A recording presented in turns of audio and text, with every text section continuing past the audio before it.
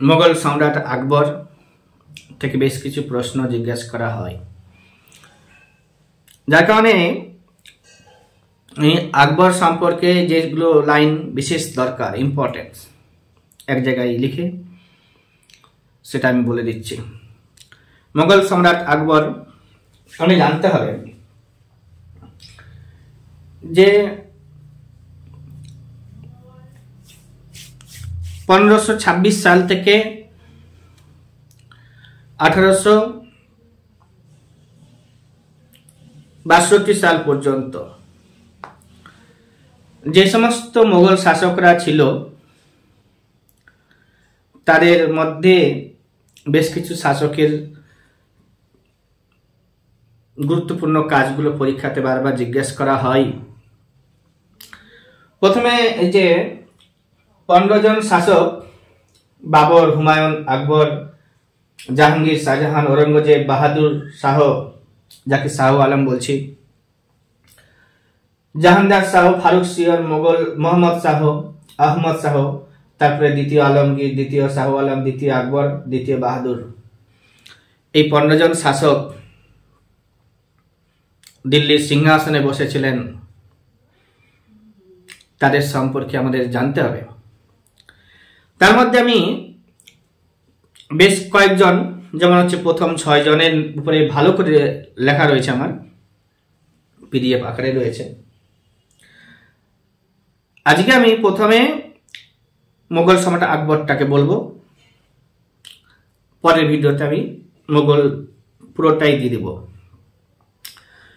মোগল সম্রাট আকবর 1556 খ্রিস্টাব্দের 14 তারিখ ফেব্রুয়ারি মাসে 1542 খ্রিস্টাব্দে জন্মগ্রহণ করেছিল।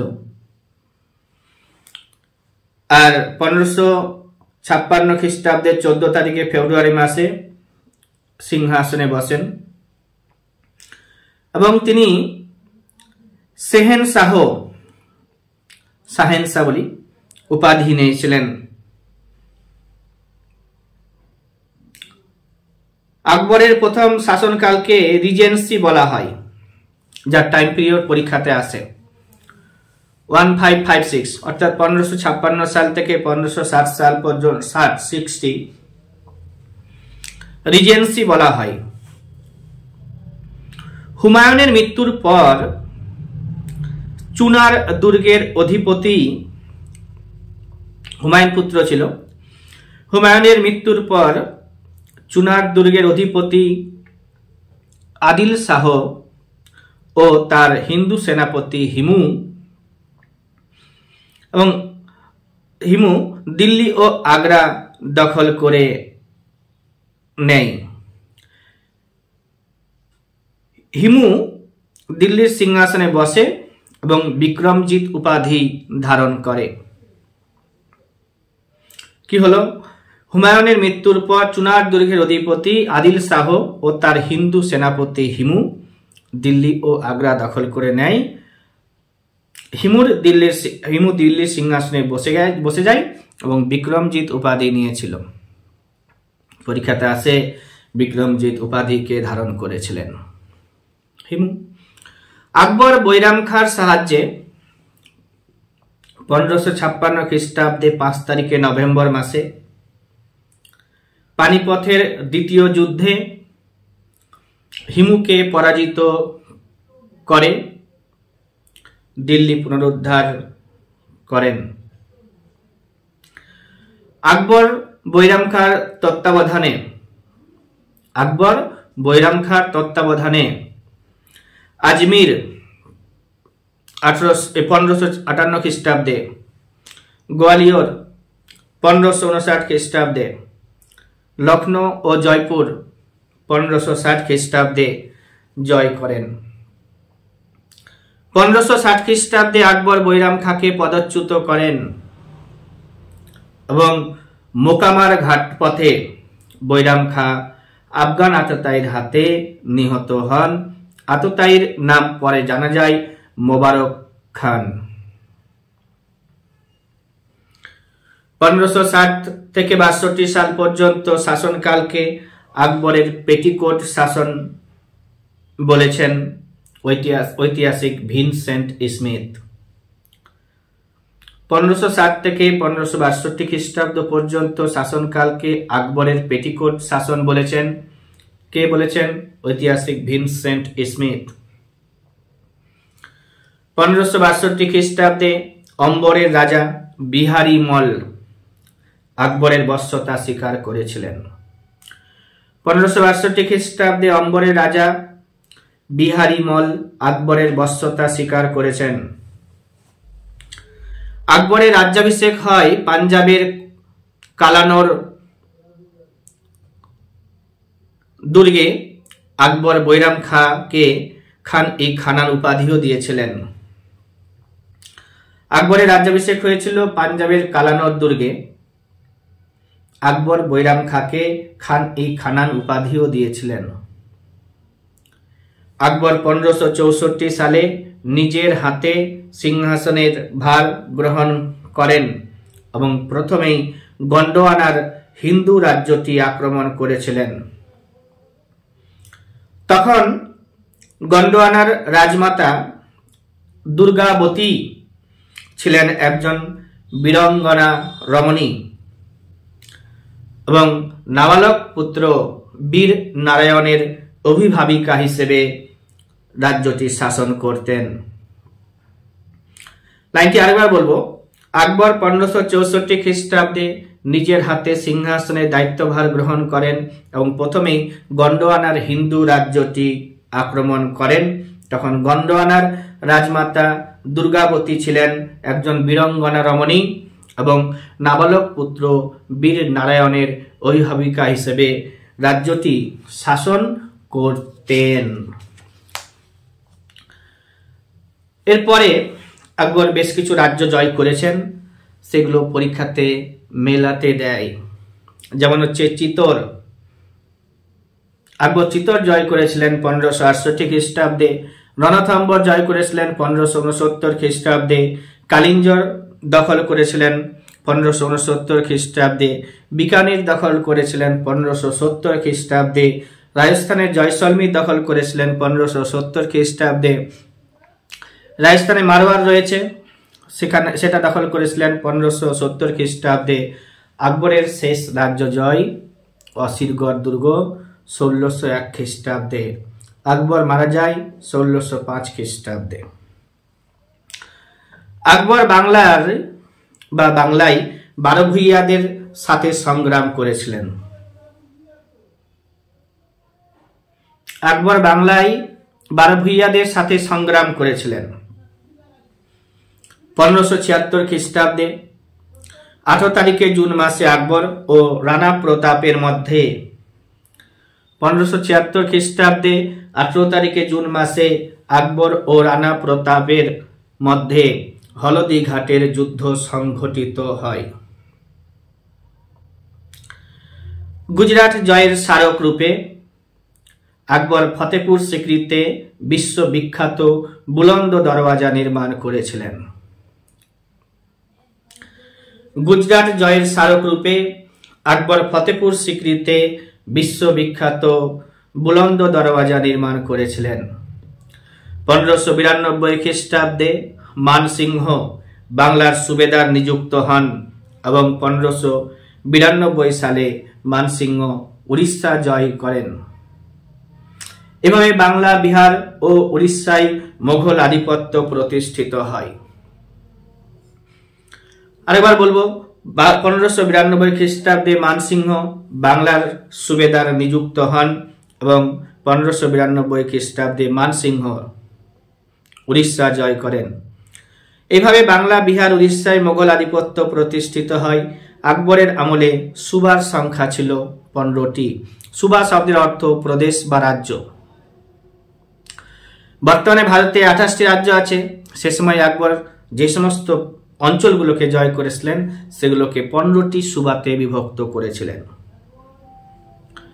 আসাম, সিকিম, ভুটান, নেপাল আকবরের সাম্রাজ্যভুক্ত ছিল না। আসাম, সিকিম, ভুটান, নেপাল আকবরের সাম্রাজ্যভুক্ত ছিল না। আকবর 1563 খ্রিস্টাব্দে তীর্থকর 1564 খ্রিস্টাব্দে জিজিয়া কর তুলে দেন। বদায়ুনি আকবরকে ইসলাম পরিত্যাগকারী বা কাফের বিধর্মী বলে উল্লেখ করেছেন। বদায়ুনি আকবরকে ইসলাম পরিত্যাগকারী, কাফের বা বিধর্মী বলে উল্লেখ করেছেন। আকবর ব্যক্তিগত উদ্যোগে বাল্যবিবাহ বন্ধ করেছিলেন এবং 1587 খ্রিস্টাব্দে এক আইন বলে তিনি বিধবা বিবাহ আইন সিদ্ধ করেন। আকবর ব্যক্তিগত উদ্যোগে বাল্যবিবাহ বন্ধ করলেন এবং 1587 খ্রিস্টাব্দে এক আইনের বলে তিনি বিধবা বিবাহকে আইন সিদ্ধ করলেন। আকবরের গৃহ শিক্ষক মীর আব্দুল লতিফ তাকে সুল-ই-কুল আদর্শে দীক্ষিত করেছেন। আকবরের গৃহ শিক্ষক মীর আব্দুল লতিফ তাকে সুল-ই-কুল আদর্শে শিক্ষিত বা দীক্ষিত করেছেন। সুল-ই-কুল শব্দের অর্থ পরীক্ষাতে জিজ্ঞাসা করা হয় পরধর্ম সহিষ্ণুতা। 1575 খ্রিস্টাব্দে আকবর ইবাদত খানা নামে একটি ধর্মীয় উপাসনা গৃহ নির্মাণ করেছেন। 1575 খ্রিস্টাব্দে আকবর ইবাদত খানা নামে একটি ধর্মীয় উপাসনা গৃহ নির্মাণ করেছিলেন। 1579 খ্রিস্টাব্দে 2 তারিখে সেপ্টেম্বর মাসে 1579 খ্রিস্টাব্দে 2 তারিখে সেপ্টেম্বর মাসে আকবর মাঝহার নামা ঘোষণা করেছিলেন। ঐতিহাসিক ভিনসেন্ট স্মিথ এটিকে অভ্রান্ত নির্দেশনামা বলে অভিহিত করেছেন।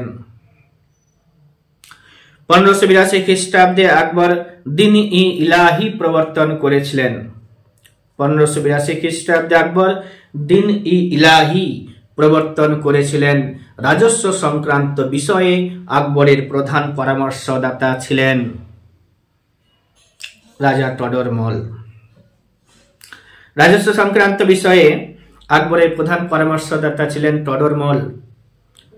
গোয়ালিয়রের মিয়া তানসেন ছিলেন আকবরের দরবারে সর্বশ্রেষ্ঠ সঙ্গীতজ্ঞ। পণ্ডিত জওহরলাল নেহরু আকবরকে ভারতীয় জাতীয়তাবাদের জনক বলে অভিহিত করেছেন। ভারতের জাতীয়তাবাদের জনক বলে অভিহিত করেছেন পণ্ডিত জওহরলাল নেহরু। দেওয়ানি খাসকে মর্তের স্বর্গ বলা হয়। আকবরের নির্মিত দেওয়ানি খাস, যাকে মর্তের স্বর্গ বলা হয়। ফাদার ইমানুয়েল পিনরো আকবরের রাজসভায় এসেছিলেন। ফাদার ইমানুয়েল পিনরো আকবরের রাজসভাতে এসেছিলেন। মোগলদের মধ্যে আকবর প্রথম নওরোজ উৎসব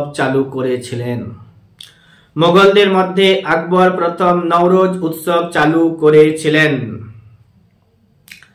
আকবর আমাশয় বা ডিসেন্ট্রি রোগে মারা যান 1605 খ্রিস্টাব্দে। আকবরের শাসনকালকে রামচরিতমানস রচনা করেন। আকবরের শাসনকালে রামচরিতমানস রচনা করেন তুলসীদাস। আকবর দাস প্রথা রদ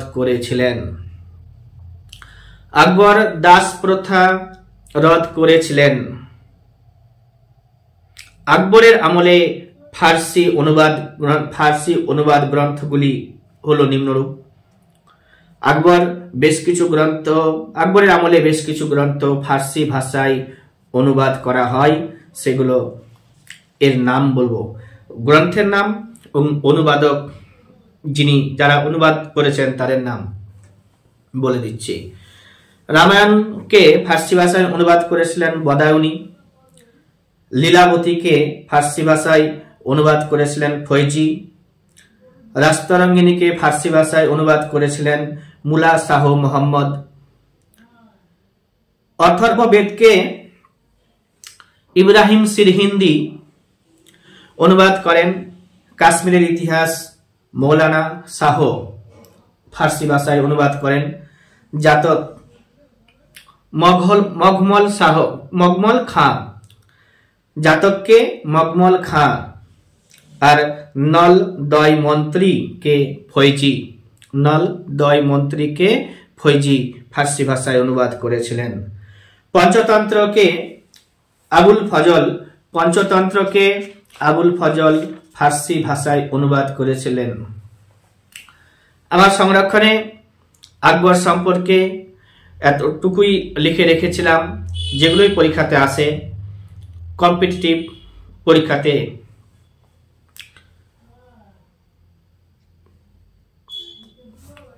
এরপর আমি আবার অন্য একটা টপিকের উপর আলোচনা করব। পরবর্তীতে আরো মুঘল শাসকদেরকে এরকম ভাবে ভিডিওতে তুলে দেব, তোমরা সবাই দেখবে। সাবস্ক্রাইবও করে রাখতে পারো ভিডিওগুলোকে পেয়ে যাওয়ার জন্য, লাইক কমেন্ট ইত্যাদি। এখন আমি আরো বেশ কিছু প্রশ্ন যেগুলো পরীক্ষাতে এসেছে সেগুলো বলছি।